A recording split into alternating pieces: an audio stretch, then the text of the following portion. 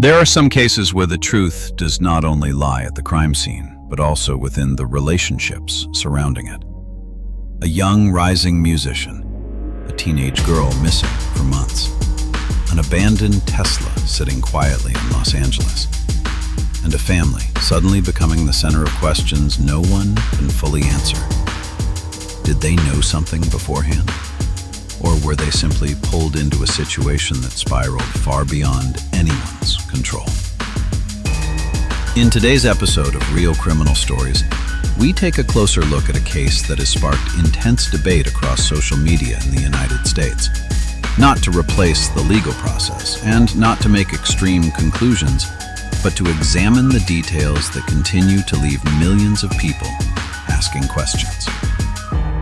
In September 2025, an abandoned Tesla was discovered sitting on a street in Los Angeles. At first, nobody paid much attention to it. To city officials, it appeared to be just another unattended vehicle waiting to be towed away. But several days later, employees at the impound lot noticed a disturbing odor coming from the front trunk. The smell was serious enough for them to contact law enforcement. When investigators arrived and opened the front storage compartment, the case immediately took a far darker turn. Inside was the body of a 14-year-old girl, later identified as Celeste Rivas Hernandez. And almost immediately after her identity became public, attention shifted toward another shocking detail. The Tesla was reportedly registered to David Burke, a young musician who had built a massive online following through viral music releases on Spotify and TikTok. Only months earlier, he had been touring internationally and was being described as one of the most promising young artists in the industry. Now, however, his name was appearing in connection with a major criminal investigation. But what truly captured public attention was not only David himself. It was the growing number of questions surrounding his family. According to investigative documents later referenced by prosecutors, Celeste and David allegedly knew each other for years.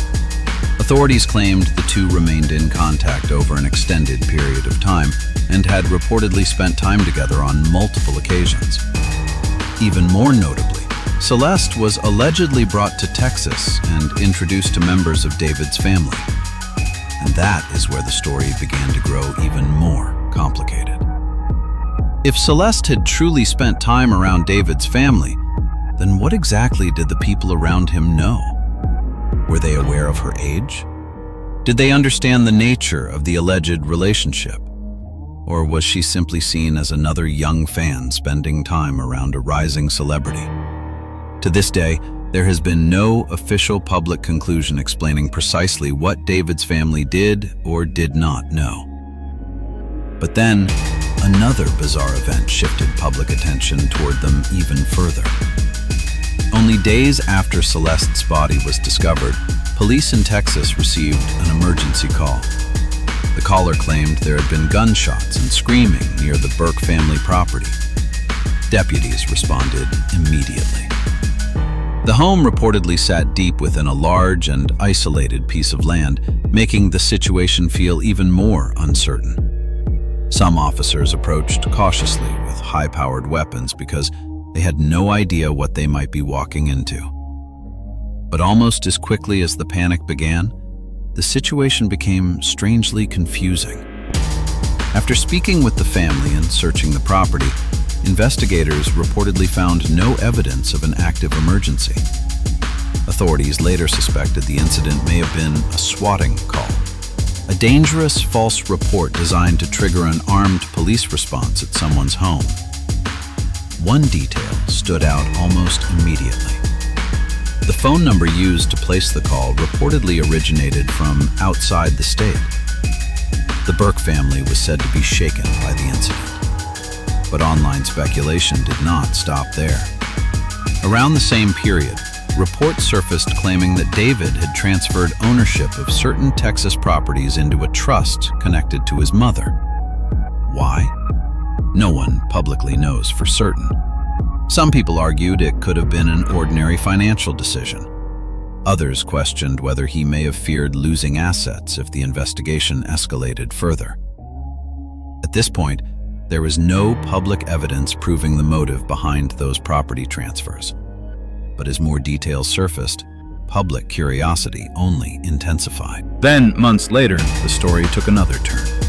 California prosecutors reportedly sought to compel David's parents and younger brother to appear before a grand jury. That development immediately drew attention. In many investigations, prosecutors only pursue witness testimony when they believe those individuals may possess information relevant to the case. However, the exact content of those proceedings was never fully disclosed.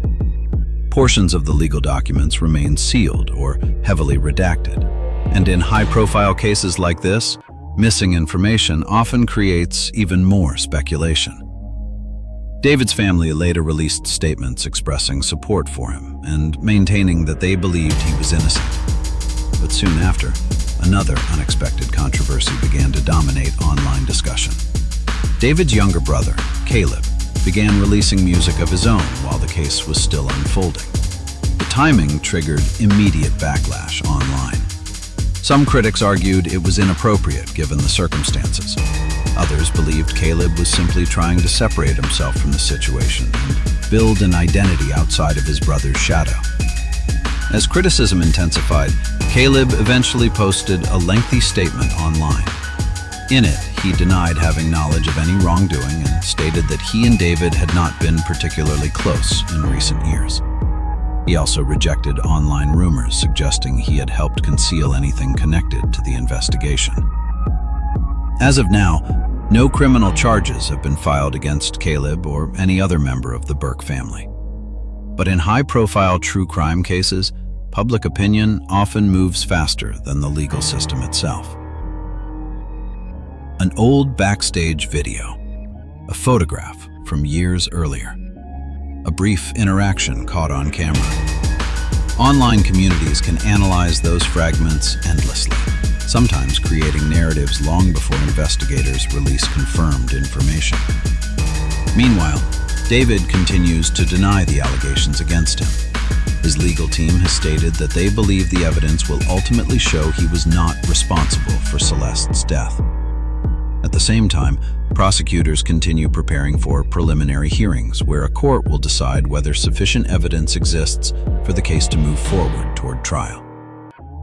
One particularly notable detail is the sheer volume of evidence reportedly involved. Defense attorneys have stated they are reviewing terabytes of digital discovery and investigative materials, suggesting the case may be far more complex than what the public currently sees through headlines and viral posts. So in the end, what did the family truly know?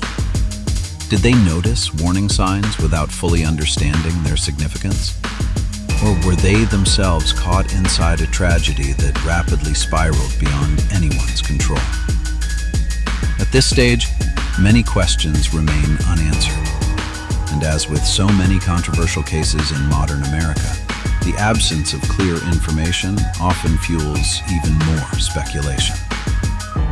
But beyond the online debates and theories, one fact remains unchanged. A teenage girl lost her life. A family found itself at the center of national attention, and a criminal investigation continues to move through the American legal system. What do you think about this case? Do you believe this was a misunderstood tragedy shaped by incomplete information? Or could there still be major details the public has not yet seen? Let us know your thoughts in the comments below. And if you enjoy real true crime cases told in a documentary podcast style, subscribe to Real Criminal Stories for more episodes like this.